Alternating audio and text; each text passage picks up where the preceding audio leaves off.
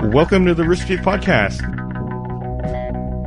Hey, I am Jeff Ramsey. Gus Cirola. Joel Heyman. I'm Jenny McCarthy. Felicity Huffman. I'm Olivia Munn.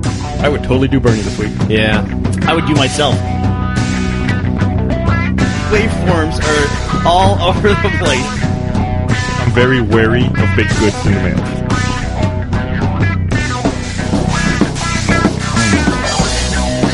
It's a good thing those sheep didn't scream every time they hit the water. This is Bernie Burns. I'm not going to be naked in movies anymore. If there is a God, I'm sure he approves. It might be the most uncomfortable thing I've ever experienced. No one's trying to steal your cloud song. We're all friends.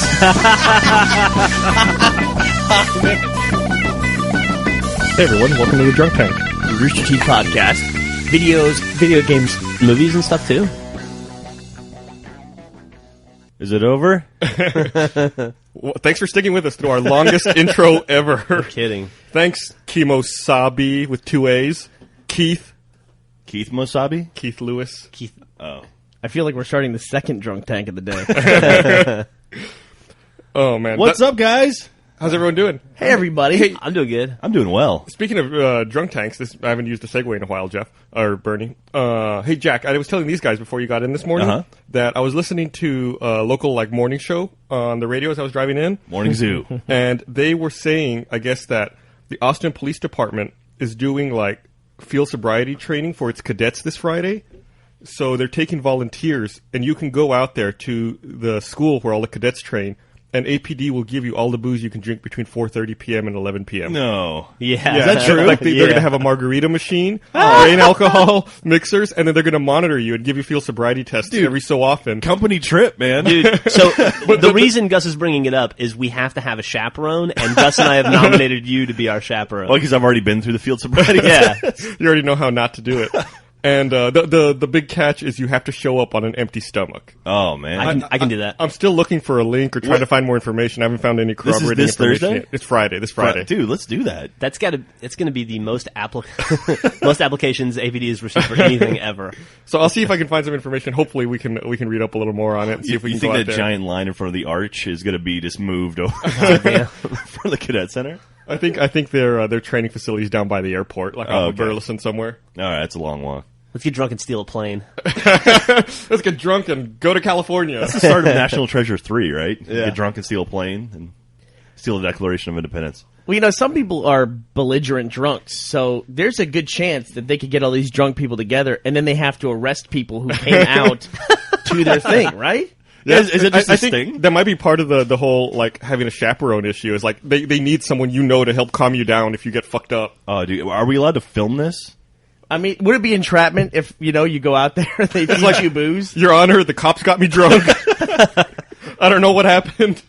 Well, that's why you have to film it, right?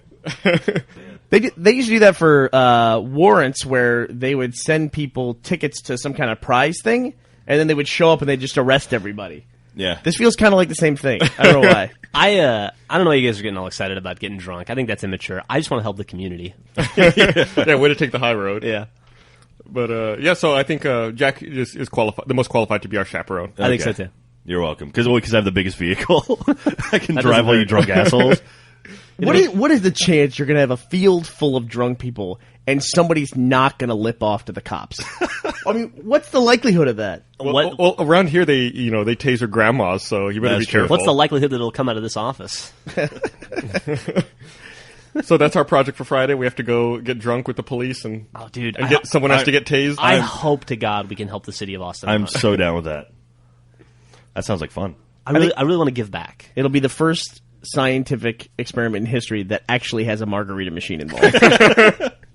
Man, so last week we didn't have many topics to talk about, but this week we got tons of topics. Like what? We've got the Conan O'Brien thing. Who's It's a that? big commitment. We've got tons the of Mark. topics. We got the Mark McGuire thing. Fucking A. That was disappointing. Yeah. not surprising though. We've got No. Avatar still. You know what? I was surprised by that. I was. Really? Yeah, I don't know why. I that- thought Mark McGuire... Mark McGuire went from looking like a human to being a walking muscle. I knew he in took Mc- creatine and all In that. McGuire's defense, he was always a huge motherfucker.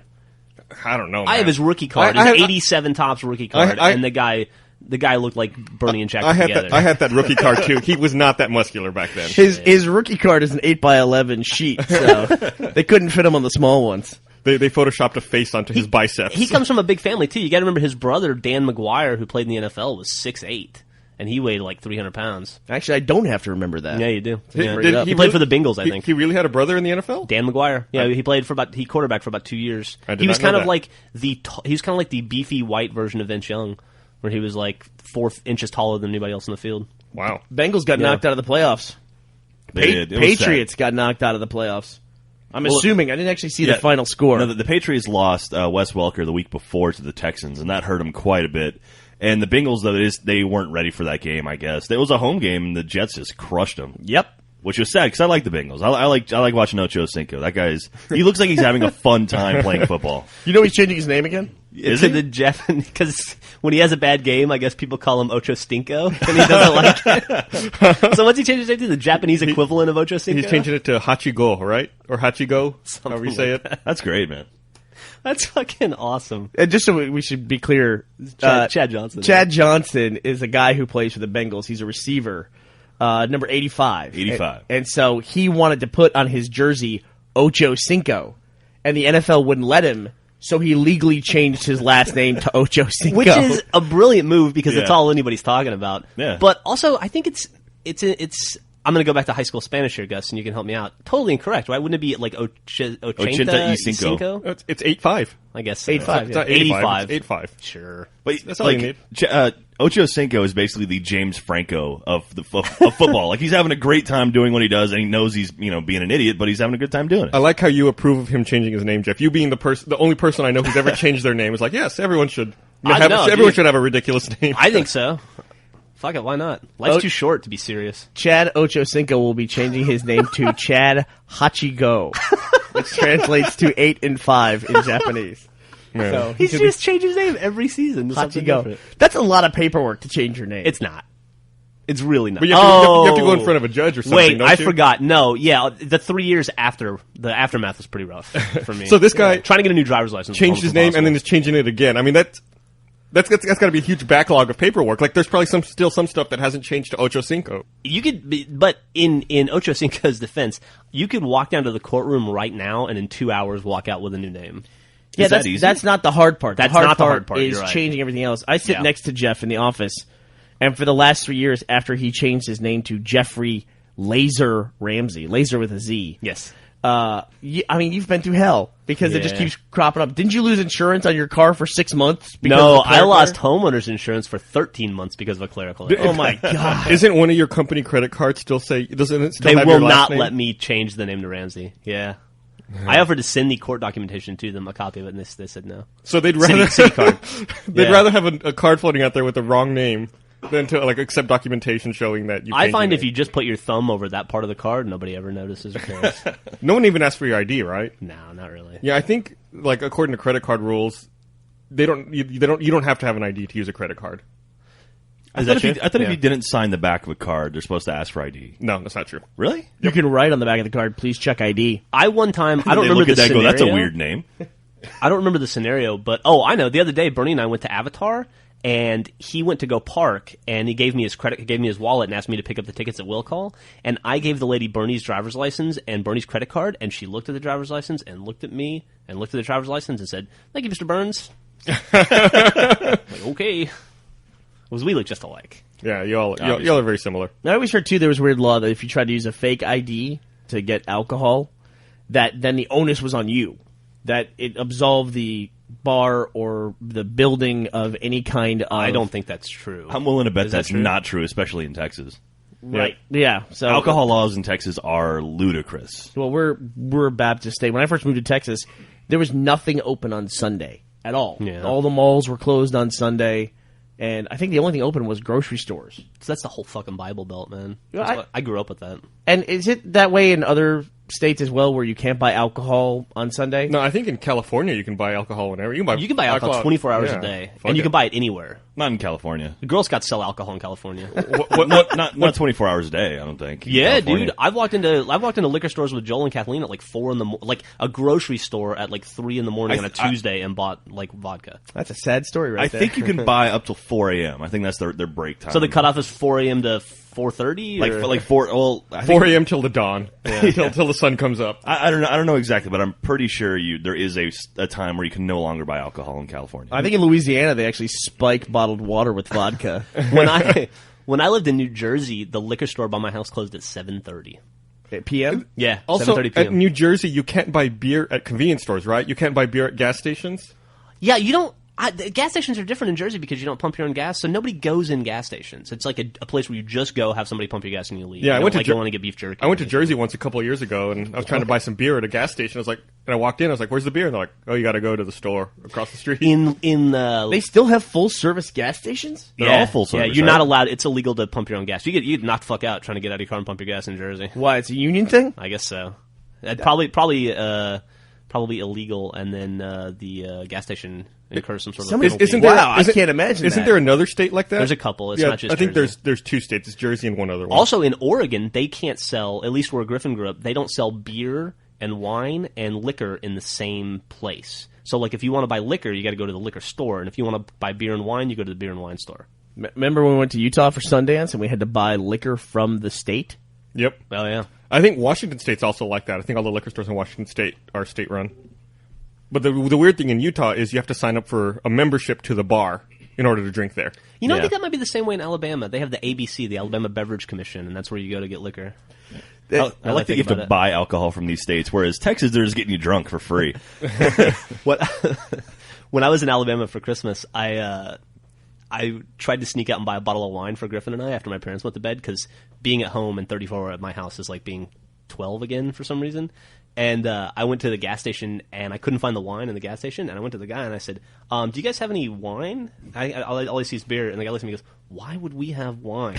And I was like, well, I don't. And he's like, what's wrong with you? And I was like, I don't. And he's like, we got beer. And I was like, I'll could I get, okay. Did he And slap then I you across the And there was like Yeah, no Miller. kidding. There was Miller, Bud Light, and Natural Light. And that was it. What a great selection. They didn't even have Heineken. They had Corona. That was like as exotic as it Ooh. got. Well, you can walk down the street and miss to buy your wine. We when I went to Amsterdam, I went with Jason a couple of years ago, and we were sitting at a bar, and there was a cute bartender who was working there. I think his name was Ralph. Surge. Yeah. No, she was real cute, and I think like Jason was trying to like chat her up and talk to her, and then after a while he's like, we need another round of drinks, and she asked what we wanted. And Jason was like, what's your favorite beer? She's like, they're all good. And he's like, no, if you can only have one beer the rest of your life, what is it? She goes, it's expensive, but it's this. And she pulled out a Corona, and Jason's like, "I'll take that." And it was like a $10 Corona. Dude, I Nice. used to go, when I lived in Jersey, I used to go to this steak restaurant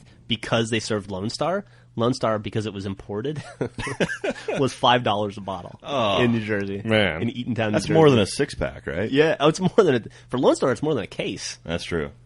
So, hey, last week was the UT championship game, right? I was kind of curious how long the alcohol talk was going to last. I go I was just forever. going to sit here and watch you guys wax nostalgic about beers you've drank in your life. I almost brought up that old lady that got us drunk in Breda, Netherlands. God, that lady is the devil. Wait, what is this? What is this? She uses. We talked about her before. The old ass lady who owned a bar in Breda, and her and her daughter ran it. And she was from the Netherlands, but her daughter had an Irish accent for some reason. It was really weird. And we sat down there. We were waiting to eat at the worst Mexican restaurant on the planet. And Yeah, they put there was, ketchup on corn tortillas. like, They called it there were Mexican food. chickpeas in my burrito. It was really bizarre. But and so we didn't know what to order. She was kind of friendly, so she was like, you don't order anything. I'll just bring stuff to you. And then she would come and she'd be like, and everything had a different glass, like a special glass, every beer. Yeah. And she would be like, this one's the headache. And we'd be like, And then she'd be like, this one's the double headache. And I felt so fucking bad the next day. It was pretty bad. I wanted to run that lady down. I vaguely remember her saying number 10. Yeah, there was like a number 10 and number 13. Yeah. By the end, we were drinking out of these ceramic goblets or something. I don't know what they were. I want to clarify, Jeff. Was this place worse or better? This Mexican food, was it worse or better than Taco Bill in Melbourne, Australia? Taco Bill. Taco Bill, I think, is the worst Mexican food I've It ever was had. worse. Really? Dude, Best it was name. like the ingredients were just bizarre. It was I can't even explain to you. It was like nothing you've ever had before. So weird. It was so gross. I would say that Mexican food, of all the cuisines, is the most inconsistent based on where you're eating it. Sure. Yeah. I'll go with Well, that. there's I can see that. There's only like 3 ingredients in Mexican food, so if you mess up any one of those ingredients, you're going to ruin it. That's not true. I mean, if you ask anyone from different parts of the world, what are the 3 ingredients in Mexican food? If you ask somebody from California, they would say fish, avocado, and rice, probably. And in Texas, we would say Refried beans. beef, cheese, and more cheese. Or jalapenos. And jalapenos, right. Beef, You know, melted cheese, and cheese sauce. We've had some pretty pizzas like that too, though. I remember the first meal you and I had in Edinburgh. We went to a pizza place, and it was like the pizza combinations they had were just bizarre. It was like there was like cuttlefish pizza and just like really weird shit. Gross. I was like, I just want pepperoni, and they were like, I don't what? I think the closest we got was salami. Yeah, they had that was you're right. They had a salami pizza that was as close as you could get to pepperoni. Not the same thing. You know, I never... No, not the same thing. As a kid, salami always grossed me out because in Howard the Duck cuts off the tentacles from that monster and he says it's sliced salami. Yeah. So when I was a little kid in my head, sliced salami was always like gross alien tentacles. Wow. As a kid, I liked salami, but occasionally you would get this horrible, like, black pepper nugget in a piece of salami. I'm talking like Oscar Mayer stuff. And it was the worst experience of my life whenever I got that. I It was like those nuggets. It's like peppercorn or something, right? I don't know what it is, but It is. man, that would be like getting punched in the face by a peppermill or something. Oh, man. So should we talk the UT Alabama game now? Are you done with booze? No, we can Gus and I go all night. I could go. I've got a story about booze. We could talk if we're going to do that. No, let's talk about the football game. This is police work. So we had the game at the Alamo Draft House last Thursday. It turned out to be a really good game. It turned out about as good as it could for you, Jeff. Right? Because the Texas fans, I didn't get punched out or anything. the Texas fans were disappointed, but at the same time, we lost our starting quarterback on the 5th offensive play of the game for us. Dude, when Colt McCoy went down, I got really nervous for about 45 seconds. You should have been. Yeah. No, you should have been more nervous than that. You should have been nervous for the first half. That was scary. Well, if you would have told me, if you would have come up to me and said, okay, your starting quarterback, Colt McCoy, who is the Heisman-nominated quarterback, is going to go down on your first drive, I'd have been like, oh, we're going to lose by 90 points. And no, you guys did pretty well. we did really good, actually. A lot of that, I think, is that we gave Mark Ingram the entire third quarter off. I was more afraid of that other running back than Mark Ingram, that freshman Richardson? kid. Yeah. True freshman. Man. Wow. Yeah, that kid was awesome. They had almost identical numbers. They both had I think Ingram had 114 yards and Richardson had 112, and they both had 2 touchdowns. Yeah. Well, how many yards what was the biggest play that Ingram broke? Like maybe like 22 yards? 20, or 20, 30 yards. He didn't have any huge plays like yeah. that. That Richardson kid had like that 45-yard touchdown. Yeah. Ingram had a score from 2 yards out that he would have scored from 98 yards out. I mean, it was a hole that was just ridiculous. We wouldn't have the same defense in Yeah, it. yeah. It was, However, that... Well, because they put in that truck in front of him to go through the line. And everyone was that scared. guy, I don't know what that guy was. I mean, he was like... It's like they shaved a rhino or something and put him in Alabama. That guy was enormous. I was going to say, they did some recruiting in Antarctica and picked up a walrus. He looked like a walrus. Yeah, that guy was massive. We had that other guy in the defense who was like number 54, the guy that picked up the fumble. And what was your backup quarterback's name? Garrett Gilbert. Gilbert? Yeah. The one that GG. the guy that Gilbert tried to tackle. It was very, very funny. Well, quarterbacks don't do a lot of tackling in practice, so Still. I won't hold that against them. He threw Gilbert in the stands. Well, no, Gilbert just sort of He fell just, off. went Of bloop. him. But anyway, Here's what I don't get. I don't get why people keep complaining that Texas would have done much better if they had Colt McCoy, right? Sure. We had Colt McCoy. It's not like Colt McCoy was not in that game. He was in that game, and he was knocked out. That's part of football. That's what happens. You can't say that Texas didn't have Colt McCoy. They did have Colt McCoy. Like if Colt was on probation or something or got a DUI the night before and couldn't play, that would be a little different. But, yeah, or whatever. But You know? yeah, injuries are a part of football. Yeah. You know what else is part of football? Having a backup quarterback. Yeah. Depth charts. well, yeah, Yeah. that's what I was saying. The person who probably got hurt most out of Colt going down was Colt's brother, who's coming in as a quarterback. Because Garrett Gilbert looked pretty damn good for a 19-year-old true freshman playing his first real minutes in the national championship game. Yeah. Like, he looked pretty solid. And He was kind of nervous at first. I think he had a few missteps, but he got it together. They didn't really let him play until about, I would say, really the second half. Like the end of the first quarter, and then most of the second quarter was all handoffs, and he looked nervous. But then when they finally, when he cooled off and was actually throwing passes, he looked pretty solid. The fact that he didn't die, just instantly die after that sack in the fourth quarter. Yeah. I mean, that was fucking brutal. He had 2 interceptions and then 1 fumble, but the 2 interceptions were both deflected. Like the one was the shuttle pass at the end of the first half, which was kind of crap. I don't know if I blame Greg Davis for that or if I blame the running back for not catching that ball. He kind of looked like, take the ball, just take it. Take it. Greg Davis is the offensive coordinator for Texas, by the way. We've had our ups and downs with Greg Davis. Didn't after one attempted pass, Garrett Gilbert walked off the field kind of nursing his shoulder. Oh god, yeah. Like, oh my god, who's their backup? No, that was great because he walked off the field nursing his shoulder, and it was like, well, Colt's down, Garrett's down, and then literally the next cut was a shot of Vince Young on the sideline. It was like, oh, he's got a year of eligibility left. Yeah, he's got 1 year left. Put him in a suit. I'll say this: every single person in that theater was extremely awesome, in a great mood, and was really gracious, with the exception of Dan Godwin. Really? How's that? He was just bitter and angry and kept sending me pissed off texts the whole time. What about Joel? Joel was just drunk and obnoxious. Yeah, he was being pretty funny. He was just droll. No, he was not being He funny. wasn't being funny. No, there was nothing funny there. He was being drunk and obnoxious. The weird thing about Joel, he was drunk after. That dude goes from 0 to hammered in 1 drink. He was drunk before the game started. Pretty much. He was heckling commercials. That's so weird. He's like a groundhog. I think he saw a shadow and started heckling it too.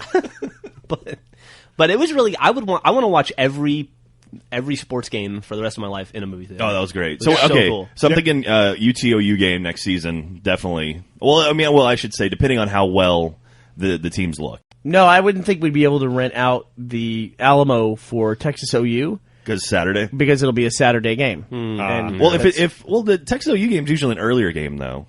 And so that's off hours, so I wouldn't be shocked. It's the weekend, though. And you know what? If we're willing to pay for it, I'm willing to bet they'd let it go. I don't know. They might be contractually obligated for movies that they have in the theater there. Hey, I gotta go jump on a conference call. I'll be right back. All right. See you soon, sweetie. You want to do it while you're on the podcast? So while we're on the discussion of college football, we should talk some coaching changes going on. So what do you think about Pete Carroll leaving USC? I don't care. Well, I mean, Pete Carroll's a great coach. If he could keep his players straight. I'm going to go get on the conference call with Gus. Well, me and Bernie will talk about football. Yeah, that's fine. Okay. So who's this coach, though, that they picked up? I'm not familiar with him, but everybody seems to think he's just a jackass. So Lane Kiffin, he actually coached, or he was a offensive coordinator or defensive coordinator at USC while Carroll was there. Then he left to go to the Raiders, actually. I don't know what he did there. I don't know if he was the head coach or what, but he was with the Raiders and then left the Raiders after having a horrible season there. Went to Tennessee, coached last year at Tennessee, brought them to, I want to say 7-6 maybe, or 13-game season. Is that wrong? Probably. Maybe 8-6 or 8-7. I don't know. He was fired mid-season. It was just over 500 is what his final record was. What's his dude's name? Lane Kiffin. Okay. And now USC has picked him up. So now Tennessee is in a lurch because they've got 3 weeks till signing day and they don't have a head coach. So thank you, Tennessee, or whatever. Current head coach at the University of Southern California Trojans. He was previously the head of the Tennessee Volunteers football team, the Oakland Raiders of the NFL, and the offensive coordinator for the Trojans. So that's exactly right. He's a 1993 graduate of Bloomington Jefferson High School in Minnesota. He graduated in 1993? He was born in 1975. He's 34-year-old coach of He's the USC. He's the exact same age as me. His annual salary is $2 million. Fuck him. Yeah, what the hell? Mac's making $5 million a year now. Yeah, but Mac's not 34. That's Mac true. Mac didn't graduate the same year I did. I would think damn it. Pete Carroll would make. He's coaching USC, high expectations, but. Yeah. So I get the feeling that USC is headed very quickly into Notre Dame territory, where they're going to be adjusting their coaches over and over again for the next couple of years to find somebody who's Pete Carroll. But Kiffin is bringing back quite a few of the old USC offensive guys and defensive guys. He's bringing back a lot of he's bringing the band back together basically, and they're saying he could do pretty well with that. You know what else they call that? What's that? They also call that trying to catch lightning in a bottle again. That's usually the way that works. Hey, look who's back! It's Gus. Hey, it's Gus, everybody. So all got delayed 5 minutes. oh, okay. Oh, so, yeah. So now they're saying Tennessee's looking for a coach, and actually, the number one name on their list is Will Muschamp, the Texas defensive coordinator, who is the coach in waiting when Mac Brown steps down. No, wait, who's looking for this? Tennessee, the Volunteers. Oh, shit. So you go from UT to UT? Yeah, that's also UT. Maybe Yeah. in his contract they didn't write out University of Texas. They just wrote UT, and he's like, "Oh, look at that." Nice. But that wouldn't shock Signed me. it. Like, like everyone's like, oh, well, he's the coach in waiting, but Mac Brown's not going to leave for another. I mean, Mac he's got enough goodwill at UT to last for another decade, I think. Okay, so he was 7-6, but he was in Tennessee. When you said he moved from Oakland to Tennessee, I thought you meant the Titans. No. Or initially. no, Raiders, So you mean? That is a... What's that? The Raiders, not the Titans. I said when you said he moved from Oakland to Tennessee, I thought you meant the Titans. Keep us Oh, I thought you meant, okay.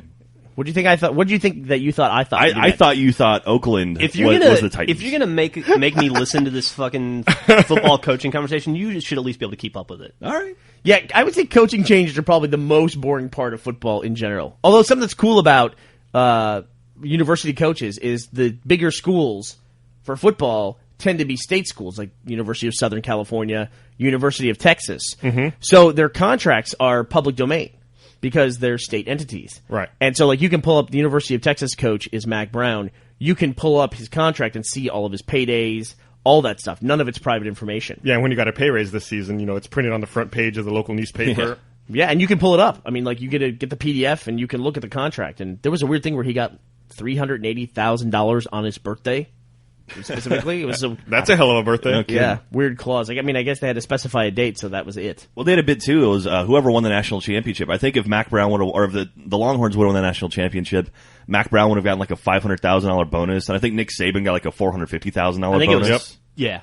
Yeah, That sounds right. pretty ridiculous, just for winning one game. You know, that upset me during the game was when Colt McCoy went out. The announcers kept saying they were keeping him out of the game to save his pro career.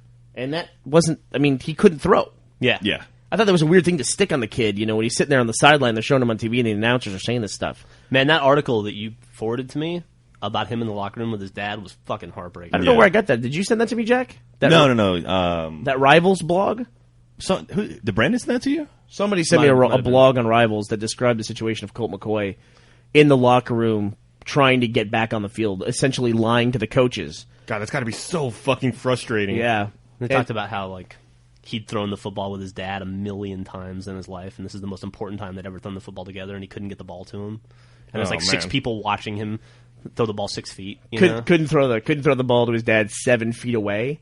Ugh. And it would like bounce at his feet, and Colt would be like, "Give me the ball back, and then they give him the ball, and he'd throw it, hit his dad's feet. His dad would go get the ball, he'd go, "Give it to me," and they like kept doing it, and they were like, "Colt, it's over, it's done. You can't throw the ball." So Ugh. Terrible. It's fucking horrible. pinched nerve, that's what it was. Yeah. Oh, so he's okay, or they're saying he's going to be okay for the combine. But did you see what Colt McCoy did with his girlfriend? That sounded weird. Whoa. So Colt McCoy proposed to his girlfriend, really, really hot chick from the stands. You've seen in all the shots of his parents. He proposed to her on the 50-yard line at DKR Memorial Stadium here in Austin at night, and the Jumbotron lit up, or the Godzillatron lit up when saying her name, "Will you please marry me, Colt?" It's pretty awesome. There's a photo of the two of them like hugging and What are you, like, gay? That's awesome. It's so romantic. That's the third largest HD screen in the world, and her name was on it. And that meant so much to her. She's like, I always wanted to get married in HD. Yeah. If he really loved her, why didn't he get the largest? It's fucking 3 hours north of us. He's got some pull. Go up to Is Dallas. that the largest now? I thought it was It's still bigger than the field. I thought it was still in Japan. I would just be like, don't you have enough football in your life? I mean, really, you got to go out of your way at night to do this stuff, and now you Yeah, gotta go she's to a like, football field. this is what I'm marrying. The rest of my life is going to be fucking football. I can't even get proposed to without football. If I were her, I would have said no. I would have said, listen. I got one word for you. He's a winning- restaurant. Yeah. Not everything's about put a- the Have field. them put Put the a ring in the in a- fucking in a- dessert. in a football-shaped souffle. It's like, hey, babe, run a post pattern. He throws to the ring. He's like, no, that's an out, you dumb bitch. Oh man. That'd be like if Jack proposed to his future wife over Xbox Live. In the next room, it's like, honey, put on this headset. I have something I want to ask you. It's an Astro Gaming headset. It's the nicest headset in the world. It's the third nicest headset available.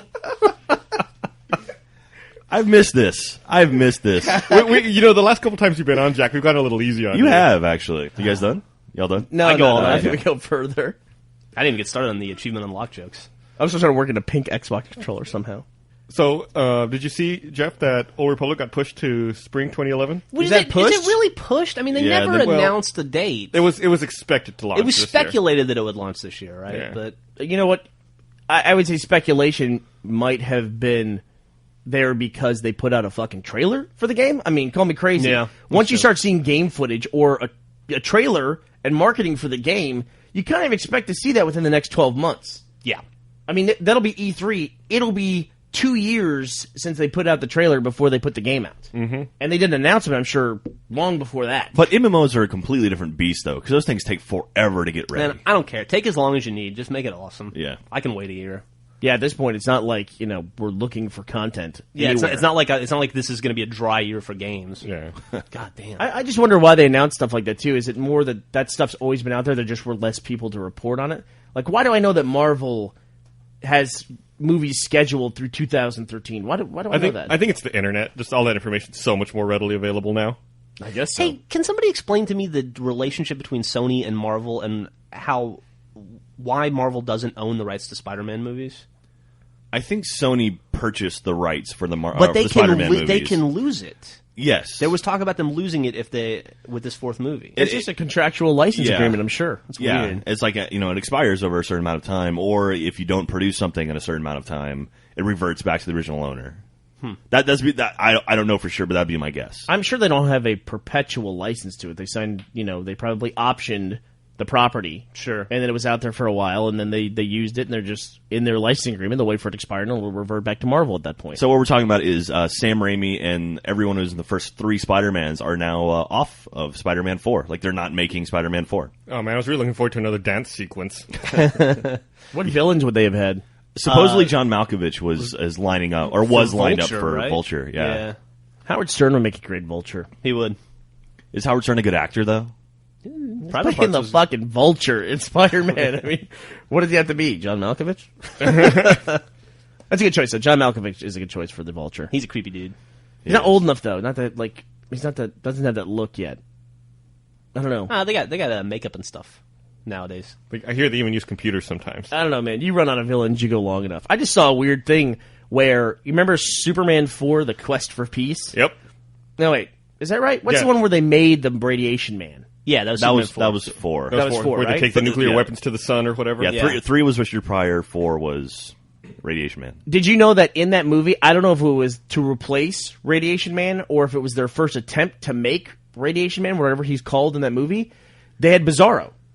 And they had a live action Bizarro, and they shot with it, and there's a battle sequence between Bizarro and Christopher Reeve's Superman. I have no memory of that. It wasn't in there; it was cut. Oh, okay. And then they I was thinking- either replaced him with that Radiation Man character, or they just had him earlier in the movie and cut all those scenes out. I was going to say, Millie just watched Superman 4 not too long ago, and I Yeah, it was lost to time and suddenly rediscovered, and it was terrible. bet. It's like Thorium. I mean, I don't know if it was, It was lost to time. I don't know if it was terrible in the relative world of Superman 4, but just in general, it was fucking horrendous. We'll What? post a link to that. So now Sam Raimi, instead of doing Spider-Man 4, is working on the World of Warcraft movie. You hear about that, Gus? Yeah, they got announced at BlizzCon last year, I I'll think. I'll say this: for Sam Raimi and Tobey Maguire and all those guys getting fired, they didn't seem to give a fuck. No, I'm sure they got paid plenty to make Spider-Man 3 that they're not concerned about 4. Yeah, Because they were contracted for 1 and 2, right? And then they all got a huge payday for 4. dude, Yeah. that's the lamest thing I've ever seen in my I entire just life. showed Jeff a It's picture like of the Edward. Bizarro. It's like a beefy Edward Scissorhands. Yeah, and he's kind of like Frankenstein more than he is like Bizarro. Yeah, Bizarro's supposed to be like a really big guy, right? He's supposed to be Superman. Yeah, he's Superman. But he was like a big mutated version of Superman, right? No, he's Nope. Superman. Really? Yeah, he's like a gray. He's got like grayish, like an unhealthy skin, like a thicker jaw, retarded version of Superman. Huh. Well, it's just like it. We talk about this a lot with comics, and it doesn't matter how long it takes. Eventually, this happens in every comic book franchise. You have your superhero, right? And then eventually, they make the arch villain, who is essentially just the superhero, but a bad version of it. Yeah, sure. You have Venom for Spider-Man, And then Carnage on top of that too, because Yeah. that wasn't enough. right? And then like War Machine is going to be in the next Iron Man. Yeah. And the weird thing is that Spoiler. There's a fucking That he, trailer turns, out. that he turns bad. oh, he turns bad. I mean, I think he turned bad in the comic. Maybe. Sorry you didn't read the comic 20 years ago.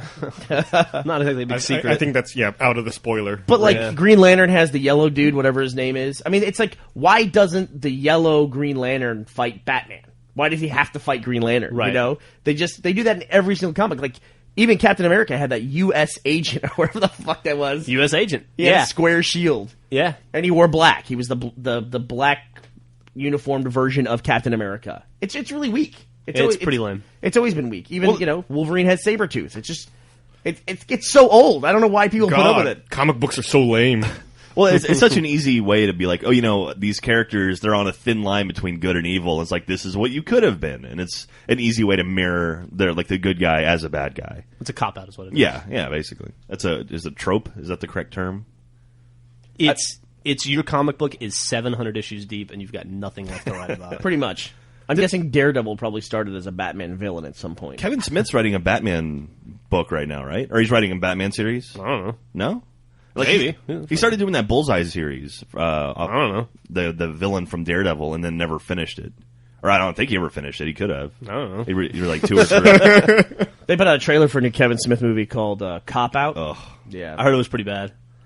Yeah. It looks like a trailer you would see in another movie. You know? That's yeah. That's like a great description. It's like an SNL digital short of like this is what something stupid would be. Speaking of trailers, there was a trailer that hit over the weekend that was awesome. Hell yeah. Awesome. What was it? A-Team trailer? Oh man, dude, that is horrible. But that last 10 seconds, that funniest thing I've ever seen. Trailer, I felt stupid watching. I was like, oh, this is terrible. This isn't going to be good. And then the last 10 seconds, we're like, okay, that was awesome. Yeah, it's the funniest thing ever. Now I'm gonna have to see the movie. We'll have to link. Hopefully, I can find it. I think the one we it's saw out. was they put up the official one now. now. It's on Yahoo, I think. So speaking of people who have been fired from major franchises, what's up with this Conan O'Brien thing? So, should we just run through the whole thing for people to know what's going people on? know I it's think on people the know front page of what's CNN every day. Do you find that interesting that it's on the front page of CNN? There's 300 million people in America, right? Yeah. 5 million people at most watch these shows. I think they get an audience of 2 or 3 million people. Yet, whoever's at the helm of this thing and all this is front page news that we're all supposed to be interested in. I mean, really, 99% of America does not watch these shows and has no interest in them. Yeah, that's a very good point. And suddenly, the fact that Conan O'Brien's not going to get to be the the host of the Tonight Show is a big deal to everybody. People like a scandal, though. I guess so. I bet 99% of America didn't watch the Paris Hilton sex tape. But it's definitely it's creating this big divide, or it's making a clear divide between the people who like Leno and the people who like Conan, and it seems like the older. Who likes Leno? Are there that's people the that are that adamant about it though? Are there people that I honestly, aside from Howard Stern, are there people out there that are like, I hate Leno so much? Well, it's more like if you don't like it, don't watch it. It's almost more like the Leno, he represents sort of that old way of doing things, and sort of an older generation of people that think his horrible jokes are actually funny. It's just safe comedy. Yeah, it's super safe comedy, and then Conan's a little edgier. He's a little more in depth with what's going on, and he's younger. And so it's basically like this old ideology versus the new ideology, and NBC isn't giving Conan the opportunity to sort of find his ground on his in his time slot. I heard he had a pretty funny joke in his monologue that I heard on Stern this morning. They said Conan said that he's all broken up about this whole thing, and he doesn't know if he's going to have to leave or whatnot. And he said it's really weird because I remember being a little kid and watching Johnny Carson and saying to myself, someday I want to host the Tonight Show for 7 months. Yeah. No, I watched the show last night was amazing, man. They were mercilessly ripping into NBC and the whole situation. Dude, Letterman's been getting in on it too, which is really weird. Did you see what Jimmy Kimmel did last night? No, I heard it was funny though. Oh my! So Jimmy Kimmel dressed up like Jay Leno with a big old fake chin and the wig, the gray wig, and the hairdo. Did his whole show as Jay Leno.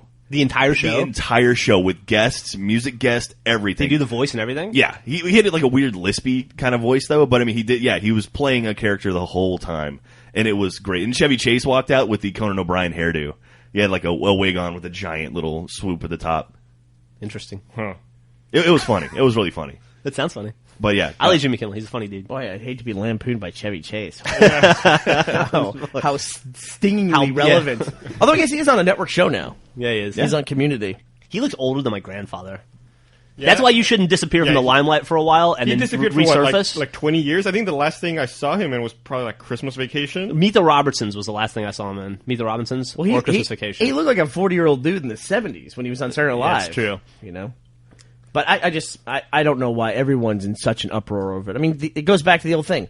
If you like Conan so much, watch the goddamn show. Yeah. And then there wouldn't be any controversy. If all Conan fans watched it, there wouldn't be a problem. And now you get to go on Twitter and the internet, which is becoming the champion of failures, basically. I don't understand that. Let's all change our Twitter icons orange in a show of support for Conan O'Brien. For Coco. I mean, the internet seems to have a philosophy now of, we're not just going to root for underdogs, we're going to root for failures. Yeah. We're going to wait till something failures, and then we're going to be like, this is important to us. It's like, no, it wasn't important to you. Last week. Shut the fuck up. Actually, internet success. So Chuck came back on the air after like they basically renewed, or they brought it back for a third season, and it was only going to be like a half season. And the internet was so adamant about wanting him back that they've now renewed him for a whole full season. And their ratings for their premiere were better than anything from last season. Who is this guy named Internet?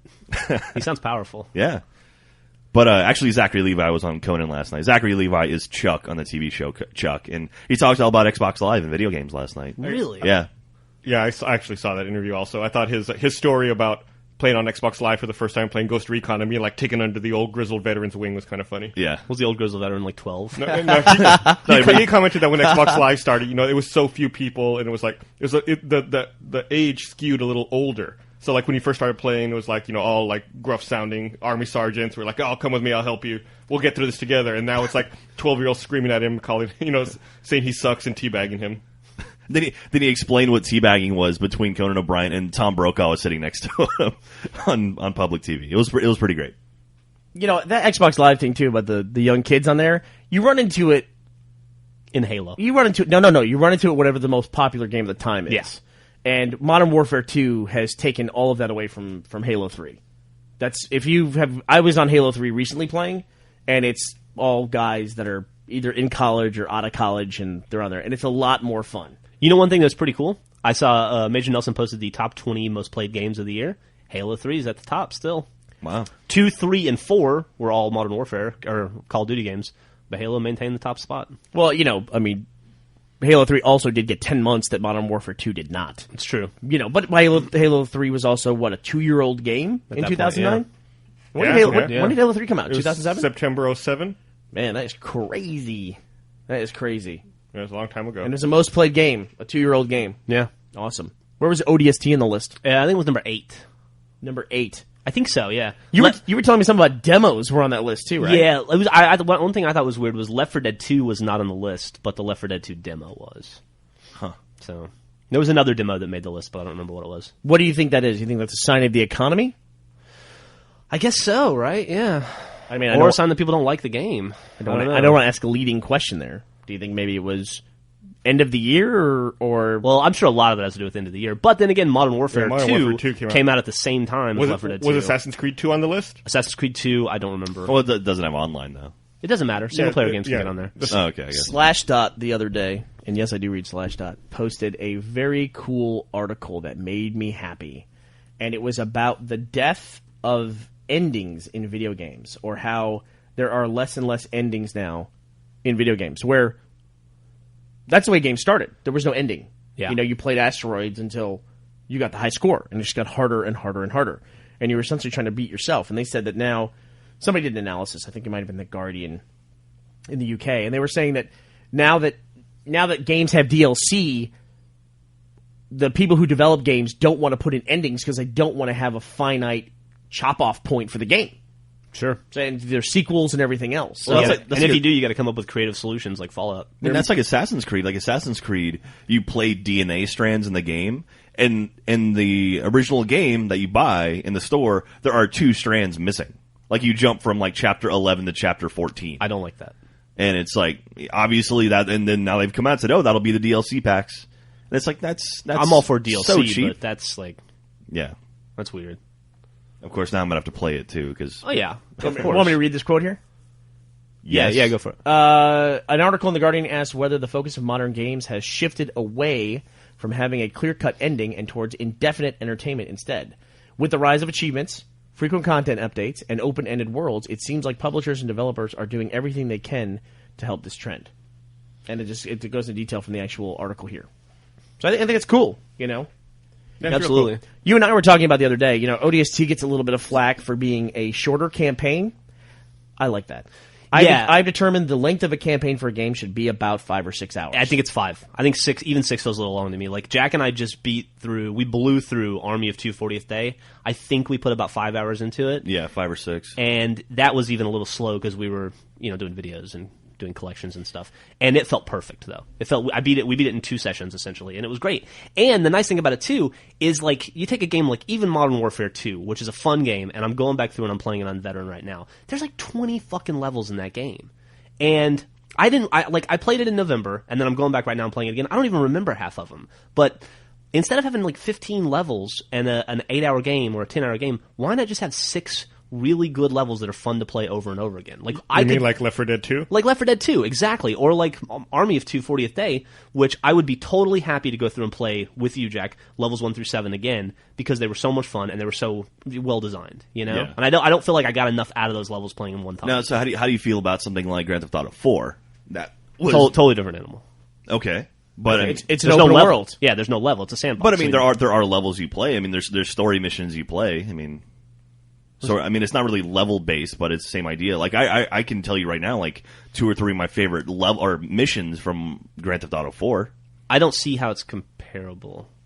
I mean, it's not a level-based game, and we're talking about games that have more levels versus less levels. I guess so. I love sandbox games. Okay. Like if you went through and did all the campaign missions on Grand Theft Auto, and that campaign from beginning to end was only about 4 or 5 hours, I think that would be more than enough. And then you could spend a lot of time in the world doing either side missions or just doing whatever the hell you want, Yeah.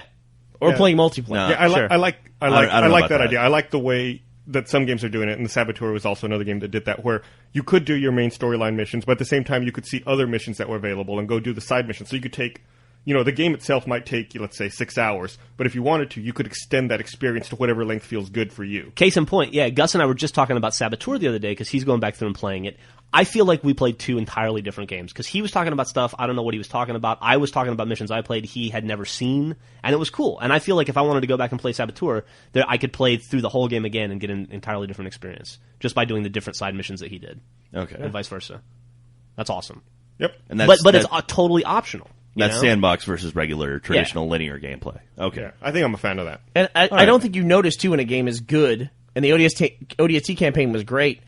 I just went through and replayed BioShock from beginning to end to get that last achievement that they added. Brass balls? Yeah, brass balls. After I complained about it in a previous podcast. You got it? Yeah, somebody came and said, well, here's how you do it, and it's not as hard as you think it is, and they were right.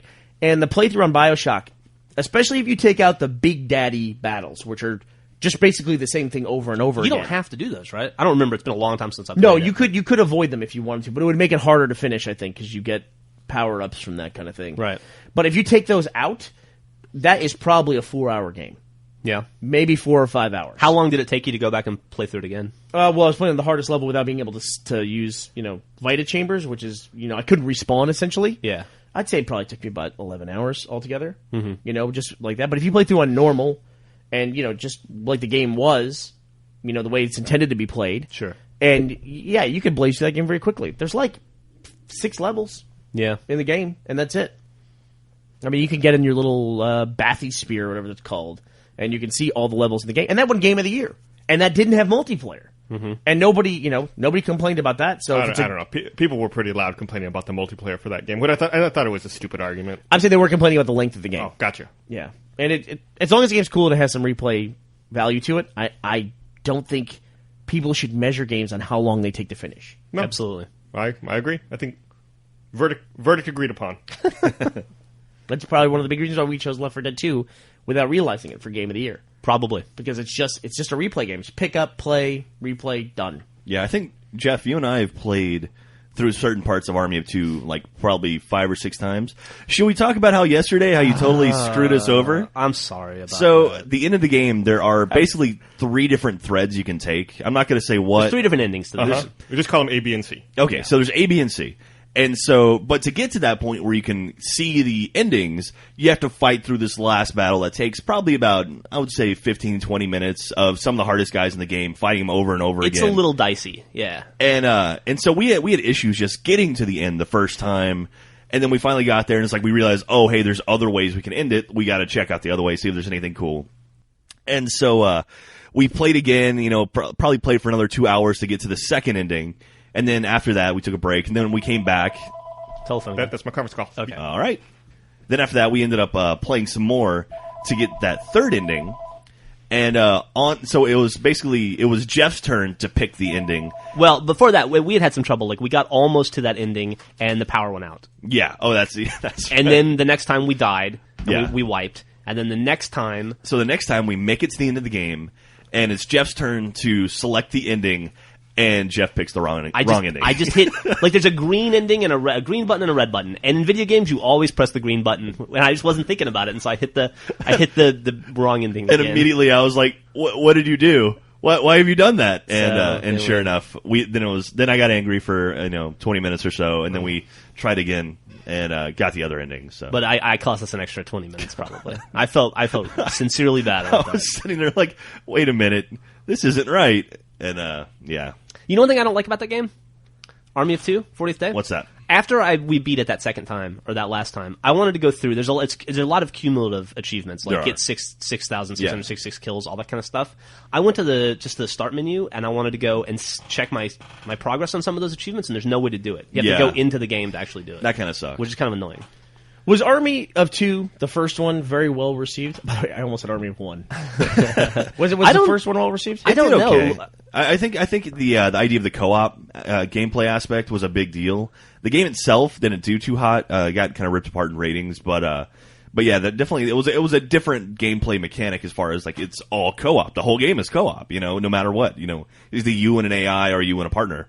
Kind of feels like Gears of War a little bit. Yeah. And the weapon customization stuff was kind of cool. And what they do with the face mask now, where you can actually design your own face mask, that's actually really, really neat. Somebody on the side had a funny idea. They said that we should have done the Jeff mask. Oh yeah, Yeah. We should do that. We should say, hey, we should do a contest or something. How do you do that? Do you do it with like an internal paint program? No, or something? it's a website. You go to the EA, you get the Army of Two website, and there's actually like a mask creator you can use there, and then you can import it from there into the game. They do that with their sports games now too, where you can put your face on Tiger Woods' skull. Yeah, and and things then like they that. did it for Skate 2 for the skateboards and the shirts, stuff like that. I saw yesterday somebody made a Captain America mask. That was pretty funny. No. Yeah, that just opened you up to lawsuit. Yeah, I guess so. Well, Remember, that's user creative. there's an approval process. I know for a fact there's an approval process. My buddy was the approval guy on Skate 2. Really? Yeah, he would sit there and be like, "Oh, another penis, delete. Another curse word, delete." Was it an approval process or was it a screening process. A policing? It was policing, as in it would go up and then they take it down. So it's not approval. Yes. Yes, it was a screening process. Okay, where, that's better. where it would go up and then he'd go through and be like, "Nope, sorry." See, because if you have an approval process, that puts a lot of liability on you. That's true. That also company. kills it. You want to put your mask in Army of Two when you do your playthrough, and then you have to wait 2 an weeks. undetermined amount of time Yeah. before it gets approved. Yeah. Nobody's gonna do that. And always be worse at launch. Yeah. Oh, speaking of which, there's a game, an NBA game. I think it's 2K8. or Okay, is it- it's NBA Live 07. Okay, there you go. NBA yeah. Live 07. They have an upcoming thing where there's an achievement associated with being online at the same time as 1,000 other people. Yeah. And the game is about to be shut down. The servers are. The servers are. And so you won't be able to play multiplayer, so basically the same effect, right? Yeah. This has been attempted a few times in the past. Well, it's been done a few times. It's in been the done, past. and the last time they attempted it didn't work. So Really? if you're interested in getting that, they're going to try to do it January 31st, the last day they can do it to get everyone online. I'm gonna do it. Are you? So, Yeah, I have the game, and it's the only achievement I'm missing from that game. Well, now they only need 999 other people. Actually, you can sign in players 2, 3, and 4 as guests, and they count. I think. nice. So every single person can count for 4. You could probably organize something like that on your own. there you go. Yeah. So, speaking of large numbers like that, Jeff and I received the Army of 240th Day a little bit early, so to work on some videos and stuff. We didn't release them until the game came out, but in the versus mode, if you go there and look, there's a little box in the upper right corner that says how many people are playing worldwide. And the first day we got it, we popped it on, looked at it, and said 3 players are playing worldwide, and 2 of them were Jeff and I. It was Really? kind of interesting. It was kind of like, oh, that's pretty sweet. Yeah. And so With even the day before it came out, there were like 30 or 40, but it was kind of cool to see like that 1 or 2 days where it was like just us. Could you guys get achievements and all that in it too? Yeah. Yeah. Yeah. I hate that shit when I see other people playing a game that's not out yet. Well, Well- we've now turned that off where you can't tell what we're playing. Yeah, so. we've had to modify our gamer tags. We had to do this for Bayonetta 2. where we would get pre-release games. We're doing achievement videos. See, sometimes we get debug versions in, and then that's a closed-off system. It's part of PartnerNet. Nobody can see it. Yeah. But when we get retail copies early, or green copies, as I guess they're called, green or gold, whatever. we have to change all of our Xbox Live settings to private, so no one can see what we're playing and what achievements we're getting. And just so you won't be jackasses. What's that? And just so you're not jackasses. You know? Yeah. Yeah. I get what you got to say. When ODST leaked, I remember seeing a bunch of my friends playing ODST, and it was like, damn it, you know. When you say it leaked, what do you mean it leaked? It got released, or like, I mean, couple targets sold early. I mean, somebody broke Street Date. Yeah, broke Street. Okay. Not leaked, or I guess not leaked. But No, they put out more information about Halo Reach. Did you guys see that? No, what did they say? They put out more details. There was some, I think it was, Game Informer. Game Informer, right? Game Was that Informer what it is? has an article about it this month. Yeah, and they had specific details about Halo Reach and some things that put people up in arms who are very big into the canon of Halo. Oh, really? Yeah, that it doesn't follow the Fall of Reach storyline was a big thing. It's not about Spartan 2s, it's about Spartan 3s. I didn't think. I thought Spartan 3s didn't exist at that time or something. Well, that's what a lot of people are saying, that they didn't exist. Which kind of begs the question, is that does Bungie have to follow the extended universe storyline if that's accepted as canon? I mean, I don't know. I mean, you could apply that logic to Lucas as well, right? Does Lucas follow extended universe? And I'm sure there's a lot of people who don't consider, say, Fall of Reach, the novel, to be extended universe, but it really is. Yeah. Until the game does it, right? That's the first party. Yeah. But but then does Halo Wars count as extended? I think Halo Wars is part of the story, if I remember correctly, because even in Halo Wars there was a timeline where you can see how it fits into the overall timeline of Halo. Well, I would argue that the novel Fall of Reach fit into that timeline as well, until somebody made a prequel game that now kind of violates the rules of it. That's true. But we don't know. I mean, we'll have to see when it comes out. Yeah, nobody knows till they're playing the game. Yeah, right. But they said that they've revamped they're not reusing the Halo 3 engine. It's all, I don't know if it's brand new or if it's just tweaked or what. But I read another comment from an internet poster that said it looks just like Halo 3, which I've heard about every single Halo game when it comes out, that it looks just like the last one. If that were the case, Halo 3 would look just like Halo 1. Yeah, or Halo Reach the trailer looks just like Halo 1. Everybody that thinks that, go to Google and compare some screenshots. You'll be wildly surprised. Yeah, or even watch the first 5 seasons of Red versus Blue versus Reconstruction. Or God damn, I remember people were making that complaint when you and I were making the multiplayer beta video we did for Halo 3. Halo 3. And we had to cut back and forth. It was the free shrimp party or whatever that Sarge had. Yeah. And we were cutting between Halo 2 and Halo 3, and I always thought Halo 2 was a great looking game. I mean, we filmed in it for 3 years or whatever, and we'd be in Halo 3, and then we'd cut back to Halo 2, and I'd go, ooh, whoa. This is blurry. And, what the fuck? Yeah. I just recently went through the entire Halo 2 campaign. That is a long campaign. Wow. I hadn't played it in years. I think that was the only one I played through once. Did you do it? I'm sure you did it on Xbox. You didn't do it on PC, right? And go for the achievements? No. I don't have the PC for it. I don't have anything to play it. In fact, I just found out, this is a fucking nightmare. I don't have a PC in my house right now. I have one here that I can play like Steam games on, but I don't really have something capable of that at home. And the trailer for Lego Universe, the Lego MMO, just came out, and it's going to be PC only. Yeah, I have the same problem. Griffin really wants to play Star Trek Online, and I do too, actually. But I don't have a PC, so I guess I'll get Parallels. We can do Boot Camp, yeah. Yeah, Boot not Camp. not Parallels, Boot Camp. Yeah, I'll Boot Camp it. But I gotta go find a copy of XP somewhere. Boot Camp is a thing on Mac where you can install Windows, and you just reboot. Instead of rebooting into Mac, you reboot into Windows. And it works the exact same. I had no problems with it whenever I've had to use it. There's some software that I have for our business that doesn't work on a Mac because it's business software. But there's a thing, I don't understand this. You have to hold down the Option key to get it to boot. I've never gotten that on the first try. Is that true? Ever. Just before that, the sound pops up. You have to be holding it down. I hear you yell all the time. I've never had that problem. Like, I have to boot into Windows sometimes at work for soundtrack, for Audition, Adobe Audition, and I've never had that problem. But you're always screaming about it. I always miss it the first time. I don't know why. I think I figured out why though. I think it's because I have a wireless keyboard. Oh. And maybe the keyboard's not activated. I could see that, sure. So I was trying to figure that out. I was just trying to figure that out yesterday.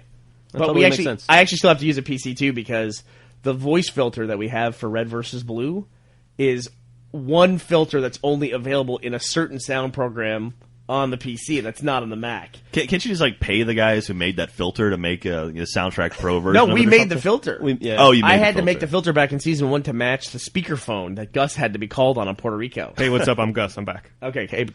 what's God, do up? you remember we'd call Gus in Puerto Rico when we did that Latin hold music?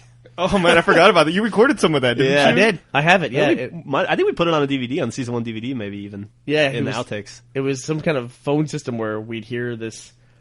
I don't know what kind of music it was, but it was Puerto Rican marimba music, whatever it was. And then Gus would click "hello" at the end of it. So so we have that, and I have to go back and constantly reboot into PC just to filter people's dialogue. It's almost like the secret formula for I've always heard that they have a cup of grease for McDonald's that they put in everyone's fryer that it comes from the original store. That's not true. That I've, can't be I've true. heard that. Is it McDonald's or something else? Yeah, when they start a franchise, they get like a starter cup that they put in.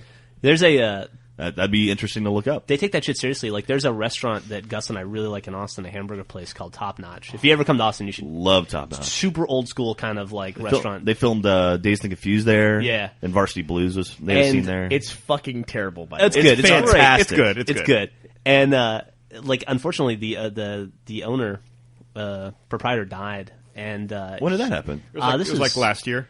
But he had a special, they have a special sauce, and he wouldn't let anybody else know the ingredients of the special sauce, including his family members who were also running the restaurant with him. He would come and work before them every morning and make it. And so when he died, they lost the recipe, and they had to shut the restaurant down until they were able to break into his safe to get the recipe. The restaurant was closed for like 2 weeks after he died because they were trying to recover the recipe. Wow. They did. They got it. But yeah, it was a whole thing. I swear, I know the old woman who works there at the front. She's always there every time you go to Top Notch. Yeah. That's great. But that's cool. I mean, that's cool that that's a place that my dad went to with his mom when my grandmother when he was a kid. Yeah. And it's still around, like Dirty's by campus. That place Or has been around Now's forever. or Sandy's. There's a lot of great places like that. Yeah. in Austin. Dirty's isn't nearly as dirty as it used to be. They No. renovated like 3 or 4 years ago and cleaned that place up. Yeah. But it's still kind of cool. But this has been around forever. Or like the old Nighthawk off Burn It in 2222 that's now gone. They moved it, didn't they? They moved it into the old Curra's location. But still, it's gone. Yeah. Speaking of locations in Austin, I was at home the other day, and I had the Foursquare app open when I turned on my iPhone, so it then located my position at home. Uh-huh. And you can add your own custom locations to Foursquare if they're not on the map. Some guy added his house. So I'm now constantly checking in at his house. I'm trying to become the mayor of his house. And I hope it freaks him out. That's awesome. When he loses mayorship of his own house. God, that'd be fucking awesome. Bernie B has ousted you as mayor. Yeah. What? Get the fuck out. Did you start? Have you started leaving tips for his house yet? Oh, that's Like- a great idea. Like, Yeah. quit your dog from fucking barking in the middle of the night. No, it'd be great if, Tuesday night is sleep with this guy's wife night. Yeah. Like, put the guy's schedule, he's out of the house Wednesdays from 8 p.m. to midnight. The back door's usually unlocked. Kind of thing. That's a great idea. I may get Roaring Fork from you. You might. Eventually. You might. I don't. I have a pretty weak hold on it actually right now. Did we ever figure out the actual specific way you can become mayor of something? According to the Foursquare website, you have to have the most check-ins over the past 2 months, and you have to have an avatar in your profile. Okay. I just picked up mayor of Jackalope. You got mayor of Bikinis. I got mayor bikinis, which is now radically changed. You guys weren't there yesterday. They're now putting in a wall and basically halving the size of bikinis. Which is it's a restaurant we eat at lunch quite a bit. I guess it wasn't making we eat at Jack a and lot. Joel. I guess it wasn't making enough money, so they're opening an Elvis themed bar next door. Yeah, Because that's what Austin needs. Yeah. Everybody's clamoring More for an bar. Elvis themed I bar. hope they have live music there too. Elvis is huge in Austin. Jeff, so. have you ever been to Eat at Bikinis when Joel or Jack wasn't there? Like, No. have you and I ever gone? Ever? No. And it's always the same thing. We go outside and people are like, what are we going to eat today? And everybody's like, I don't know. And then everybody, like Joel and Jack are just kind of slowly walking towards Bikinis. And they're like, well, we could go to Daddy's. Or we could go to Bikinis. Or you have that conversation about, hey, where do you want to go for lunch? And you can watch Joel and Jack going, what's the appropriate amount of time that we before suggesting we go eat at Bikinis? And you guys go eat there in the dead of winter when all the waitresses are wearing parkas. It makes no sense. I think that was because we were watching football. Because it's a sports bar. You go and watch some football games there, and it's, if you want to go watch it with friends that don't live near you, might as well go somewhere that has games on. Sure. Right, because it's pretty rare in Austin to find a sports bar. Well, no, downtown? Like, what other sports bars are downtown? Well, like right next door to that place, there's Daddy's. I will say, though, Daddy's is fucking terrible. It's fucking terrible. It's also slower. It's also slower, and it's more expensive. And there's not girls in bikinis. There we go. There we go. Okay. That's the appropriate response.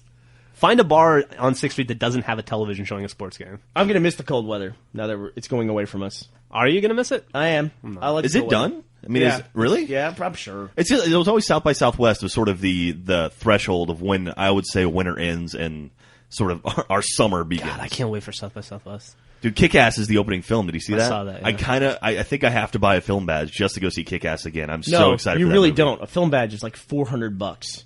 But to see that movie again, I'm that Or excited. just- about As it. opposed to see it what for- the fuck what? are you saying? It's No, not like no, it's no. the only opportunity you're ever going to have to see the fucking movie And again. you've already it's seen not the going movie. back in the vault. You've seen the movie, and the movie's coming out I'm eventually. saying, You're gonna it's God not damn it, that Jack. good that I want to see it again. pay me $400. I'll Pay me go see $400, others- and I'll get the movie for you. I'll go see other stuff too, but I'm saying that is a big factor. As I want to see Fuck. it again. Or wait 2 months and see it for fucking $5 at a matinee, you idiot. Jesus Christ. You could see it. Imagine how many times you could see it for $400 after it comes out. You could probably see it when it 40 matters. times. I was Support the fucking- on the fence about buying a South by Southwest film badge this year, and that being the opening film has pretty much pushed me over the edge. I want to see that movie. Just get a fucking press Which badge. you've already seen. I can't. You can't buy a press badge, or you can't get a press badge. Personally, Jack, I admire your enthusiasm. Thank you. I gotta have one nice compliment. Yeah, paying $400 to see one movie. Dude, for $400, I'll give you a pre-screening of the new RVB season. Nobody else in the world will have seen it yet. $400 gets you into every film during South by Southwest, including all the parties where there's What free alcohol. other movies do you want to see? I don't know yet. I haven't looked at the schedule. For $400, we'll There's always good stuff. download the script and we'll act it out for you. There you go. Like over a 3-part series over lunch. Oh, only if Gus gets to be Hit Girl. God damn it. $400. See, what you're trying to do, which is your mistake, is if I were you, I would never see the movie again. Because you saw it with a good audience, and that colored your impression in a positive way of the movie, and I think you think you're going to be able to recreate that, and you're not going to be able to. I think the opening night screening of that movie at South by Southwest will be very, very similar to what we saw at BNAT. It's going to be a group of people that absolutely want to see that movie live and are going to have a great time. It probably won't have that temp soundtrack that you really love. No, that's we did see the BNAT cut of it, which had like Superman music and Batman music, stuff that won't make the final cut. But there's a lot of stuff that was in there that was permanent. That it's going to be interesting to see how they get around that. You also saw $400 interesting, apparently. the South by Southwest audience is so different than the Button-on-a-thon That's audience. true. It really is. Yes, but it's not as bad as what you would think. There are people who pay $400 for a film badge. They Yes. are a different audience. If you're going to say it's if you preface this $400 badge by saying it's not as bad, $400 shouldn't include the words "as bad" at any point. Well, it's not going to be as good as Button-on-a-thon. Nothing's going to be as good as Button-on-a-thon. There you go. I mean, I'll admit that absolutely. Like there will never be a better Rocky screening than the one we saw at the Draft House for BNAT. That was awesome. Which was awesome. But That's what I'm telling you. I'm not arguing that. Don't try to redo it. What he's saying is you're gonna pay $400 to be disappointed. I'm going to pay $400 for a film badge that will last me 9 days that I get to see a lot of movies and go drink a lot of alcohol. I got news for you. I need you to work overtime most of these days. You're Not trying gonna have a lot to of time. catch lightning in the bottle again, and you're going to be disappointed. And you're also going to take other people to the movie, and you're telling them how awesome it is, and then they're going to see it, and they're going to be like, "Yeah, that was pretty good." And you'll be like, "Oh, what?" Have you seen the Hit Girl? Have you seen the Hit Girl trailer? Come on, that movie's going to be awesome. That movie is awesome. I'm not saying the movie's not awesome. I'm saying what it is in your head is you're not going to be able to match that. I thought it was pretty awesome when I saw it the first time. It was called The Professional. Oh snap! What about that? I'm just kidding. That you talking about not being able to recreate the moment and they're showing something and people not appreciating it makes me think of the what was it, the film festival with the zombie with an X.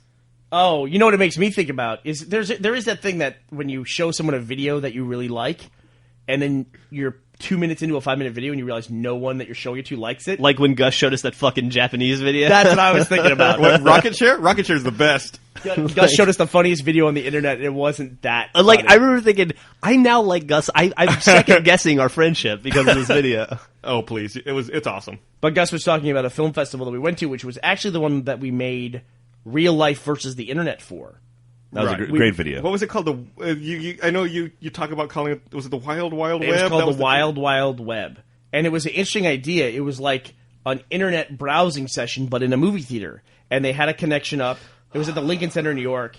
And people would call out things that they wanted to see, and they would look them up online. They would show them. So we'd watch people's call-outs, like requests, 2 minutes at a time, 3 minutes at a time. We had like the G.I. Joe, PSAs, that kind of thing. You're talking about that guy, aren't you? And then we went through and we got to think. And then one guy called out a Flash cartoon called Zombie, X-Zombie. It was right? it was on Newgrounds or something, I think. And he was like, yeah, show Zombie.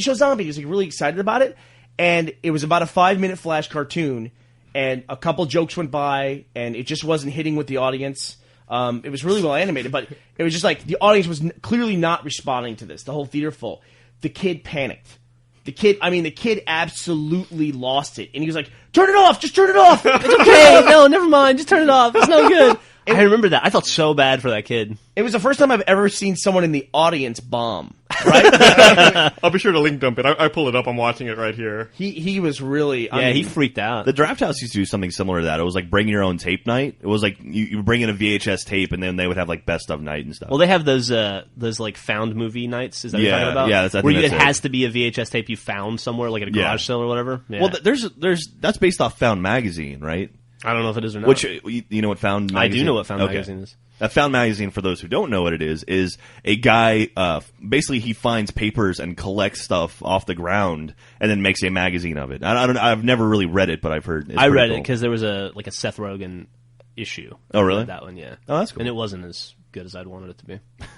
So he just went around finding articles about Seth Rogen on the floor, like, and then No, it put was it like into a Seth magazine? Rogen. Seth Rogen had like a feature he did on some shit that he found growing up, and it wasn't very funny. I was disappointed. I expected more. Out of Seth Rogen, we all expect more. Speaking of found footage, I watched... I sat down in Gus's chair, and I'm making segue after segue here. See, it just flows. It's the chair.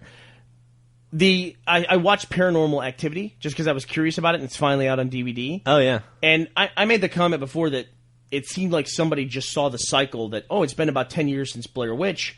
Let's make a movie and market it in basically the same way they did Blair Witch.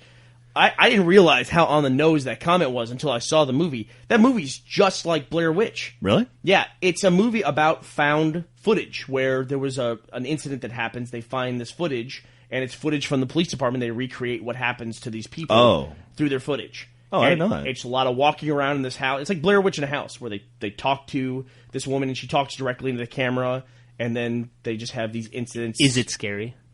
Yeah, man, it's like that creepy kind of scary, like when you're looking down a long hallway to a door in the middle of the night kind of a thing, you know? That's cool. I don't like that kind of scary. That messes with my head. Plausible scary? Yeah, believable scary. It's definitely like a first date good movie, you know, where stuff's jumping out all the time. Not like Drag Me to Hell, which was fucking awesome. Drag Me to No, Hell I'm glad you finally saw it. Awesome. Great film. I don't know how I missed it. Was that 2009? Because I would have said that would have been one of the better movies of 2009. Was it 2009? I think it was. Yeah. It was That was like actually January, February. that was a South by premiere in 2009. Joel did not get it. Didn't get Drag Me to Hell? Nope, he did not get it. Did he watch the whole thing or just that scene? Just that one scene that you and I watched, but he was... Which scene are you talking about? The homage scene to Evil Dead 2, the scene at the seance.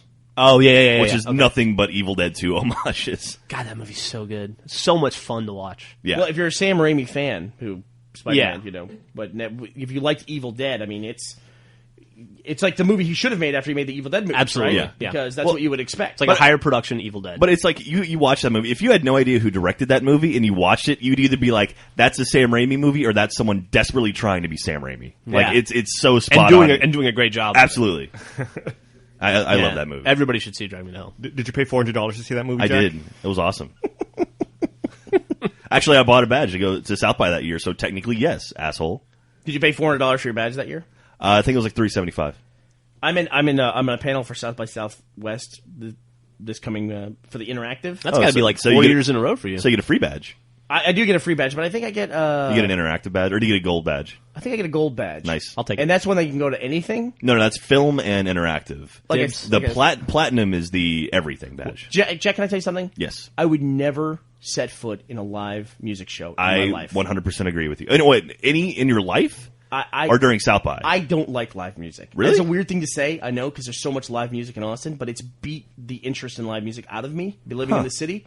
I think of live music when I go see someone perform live, it's like, wow, this is a mediocre version of the song I like on the radio. And I just like recordings. I'm weird that way, and I realize that, but I just don't go to live shows. You want to hear the polished, like, finished version. I want to hear the song. Yeah, I want to hear the song. And I also don't want to have to suffer through all the other songs that I don't like and don't listen to in my car to get to the one song.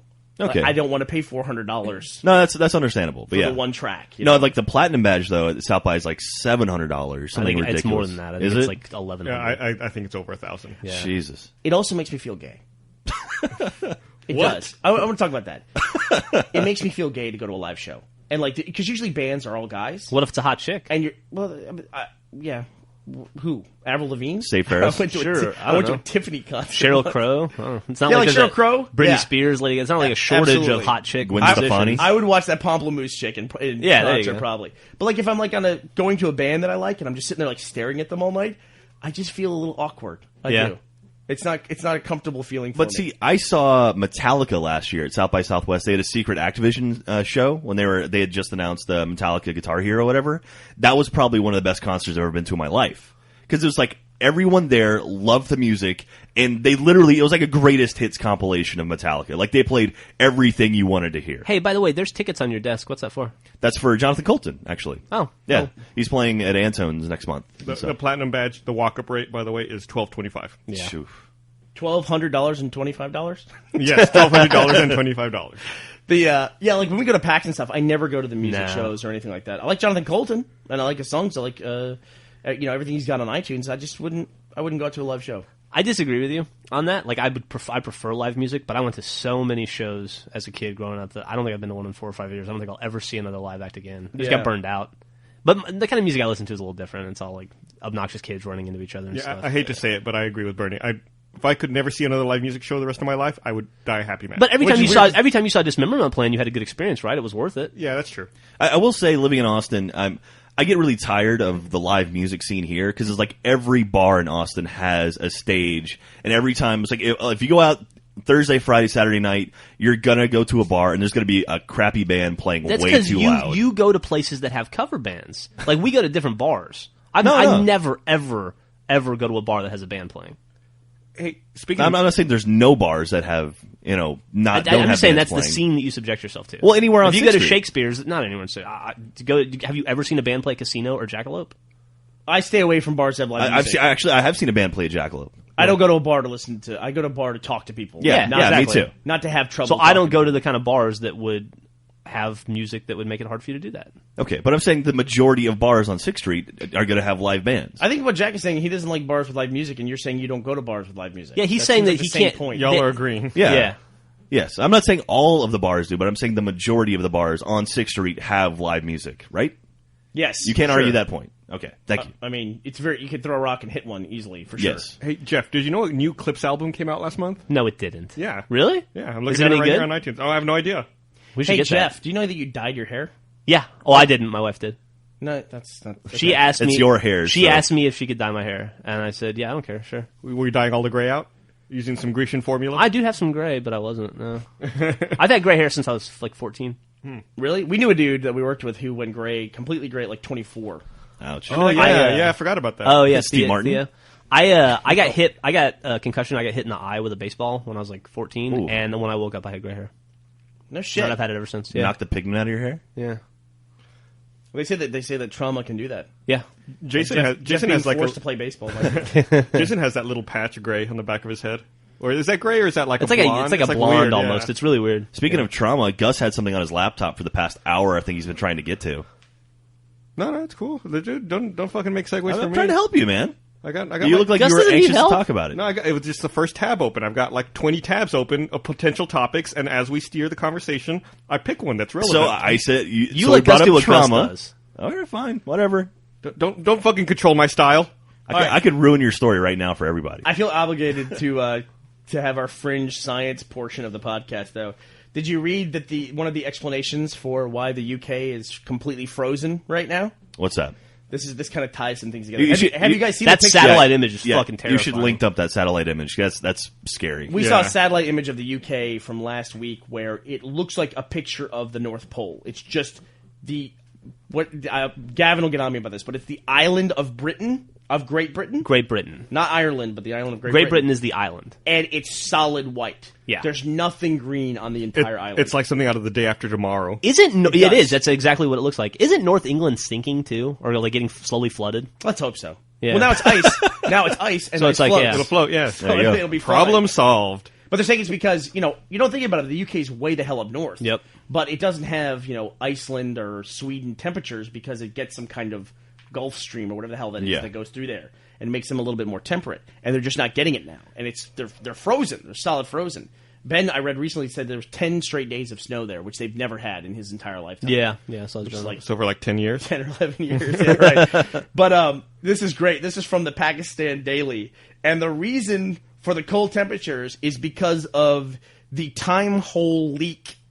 And leaks in quote, not time hole, but leak. The time hole leak over Norway is what's causing the temperatures because they punched through the troposphere.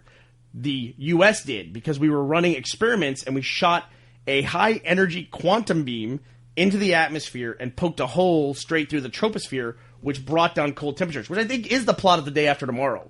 Because the cold temperatures from the atmosphere comes down through like some kind of funnel, and they're using as evidence the spiral pictures from Norway that we had like 2 weeks ago. I completely believe that. So, to the west firing of this quantum high energy beam, we had previously reported on our December 10th report titled "Attack on God's Heaven Lights Up Norwegian Sky."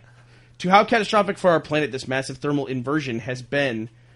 Anthony Noonan, an assistant general manager for risk management at Mitsubishi Corporation in Tokyo, is reporting today that the entire northern hemisphere is in winter chaos, with the great danger from this unprecedented global event being the destruction of billions of dollars worth of crops in a world already nearing the end of its ability to feed itself. I heard it's a conspiracy. I know a couple weeks ago I gave you shit about not sending me links because I could find them anyway. I could never find that. What the fuck is that? Pakistan Daily? Is that I don't even know how to find that. It's daily.pk.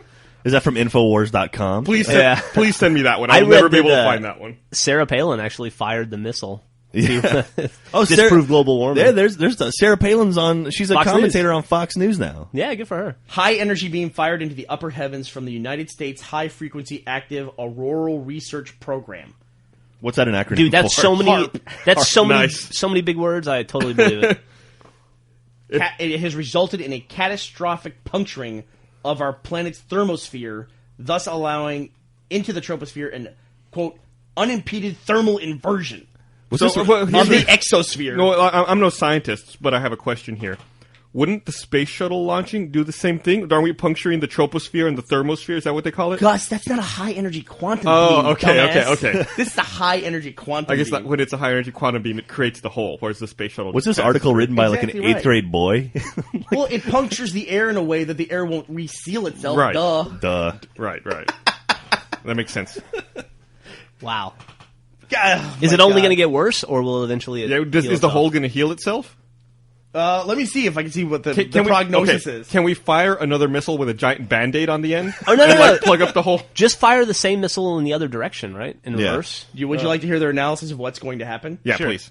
To the long-term consequences of this thermal inversion caused by the West, these reports further warn that by the puncturing of our atmosphere by the HARP radars, our planet has also been, quote, needlessly exposed to the growing threat posed to us by the giant mysterious object currently approaching us, which we had previously reported on in our January 3rd report titled Russia Prepares for Asteroid Strike as New Comet Nears Sun, which has been blamed for the rapid shifting of our Earth's North Pole that was first documented in 2005.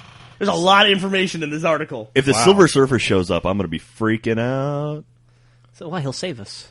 No, because the Silver Surfer is the bringer of doom, right? He's the Herald of Galactus. Herald of Galactus. But he's and it also- sounds like Galactus is on his way. I love this podcast because sometimes even I feel like I'm not the nerdiest person in the room. Man alive. So we're fucked. well, egg on our face if this turns out to be true. Yeah. And we have punctured the troposphere. If it doesn't turn out to be true, then Mitsubishi's run by idiots? We need to rely on the Russian Bruce Willis to stop a comet from hitting the Earth. They're going to go up through a hole in the troposphere. It'd be awesome if you could poke a hole in the atmosphere. That'd be great. Like, you could poke a permanent hole. Like, all the oxygen, like, spews out. It makes me think of Spaceballs. Yeah, I was when they just open thinking the of hatch Spaceballs. and they put the vacuum onto the atmospheres to suck all the oxygen out. Oh. She's gone from suck to blow. Yep. All right. So I'm sending you this link, Gus, because you will never be able to. Thank you. I also sent you the /dot link about the ending of games now coming to an end. How ironic is that? Speaking of things coming to an end, should we start wrapping things up here? Okay. I think so. Why not? It's been a good one. It's been a Please good run. send your PayPal donations for Jack's South by Southwest badge, or should I say his kick-ass ticket, Yes, my kick-ass ticket. to jack@paypal.com. That's not a real address, by the way. That's not. Yeah, please don't send any. It probably money is there. a real address, Yeah, sadly. don't send anything there. It's not me. Okay, well, thanks for listening, everyone. Bye. Ta-ta.